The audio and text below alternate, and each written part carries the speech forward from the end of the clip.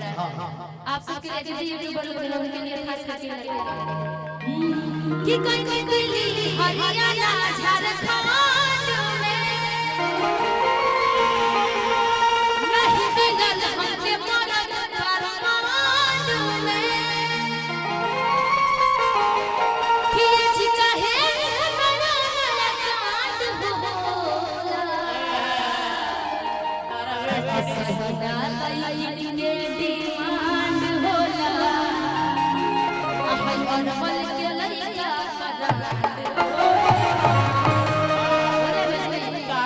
कौन कौन बोले नहीं कोरस वाले भाई कोरस भाई सॉरी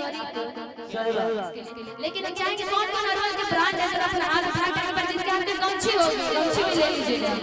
और मेरे साथ झूठ करके चिल्ला के इस गाने को एंजॉय किया जाएगा ठीक हां ऐसे हाथ उठाइए ना जिनके हाथ में कैमरा नहीं है जिनके हाथ में फोन नहीं है देखिए निशा जी ये अरवर का ऐतिहासिक ब्रांड सब ब्रांड बा हम चार भाई तनी गमछा ला तो हाथ में गमछा ले निशा का ब्रांड आप ही के ब्रांड पूरा दिखा दोनों हाथ खोल कर पर देख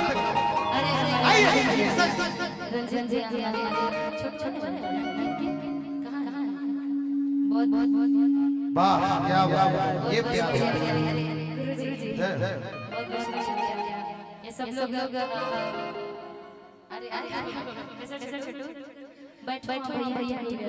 के साथ बहुत शुक्रिया बहुत सारा आशीर्वाद है बहुत शुक्रिया सभी को इतना प्यारा आशीर्वाद है शौक को देते हैं आई कि कोई दिल्ली हरियाणा झारखंड में अगर आप सबको एक और बात बता दूं कि जब मैं शादी से गाना गाती हूँ तो वो हमेशा ऊपर जरूर गाना सुनते हैं और सुनते हैं तो बहुत अच्छा गाने को हमेशा ट्रेंड करते हैं हमेशा सराहते हैं कि वहाँ की जनता ने कितना प्यार दिया और ऐसे कि आपके अपना आशीर्वाद बार दे रहे हैं मैं कंट्रोवर्सी की जिनका गाना अच्छा कलाकार है स्टेज स्टार है हम लोग तो स्टेज सबसे गाना हम लोग गाते हैं पवन जी हो जिनको मोहम्मद रफी कहा जाता है चाहे हमारे सारे रेटिंग स्टार कहा जाता है तो सब लोग यहाँ से एंजॉय के साथ लगाएंगे मेरे साथ थैंक यू पगला आइए यूट्यूब पर सब लोग देखिएगा काफी खास कर हमारे मशाली से गाना सुनते हैं हमेशा मेरे फोन को भी भेज कि कोई दिल्ली हरियाणा झारखंड में वाह क्या आवाज निकालता है गजब माशाल्लाह अभी आप आवाज है हम लोग तो गाना सिंगर भी लोग एक सिंगर है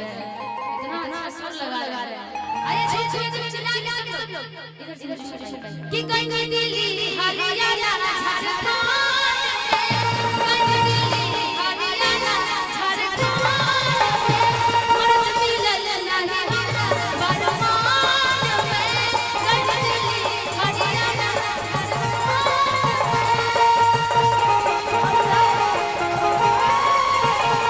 कोई दिल्ली हरियाणा झारखंड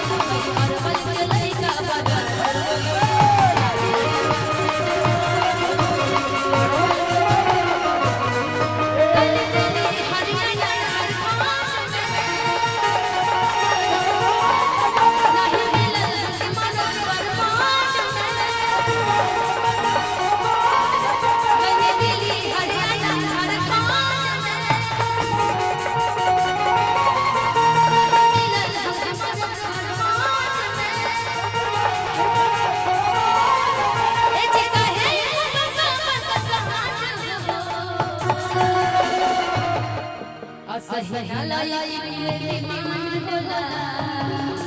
असहिना लाई इनके डिमांड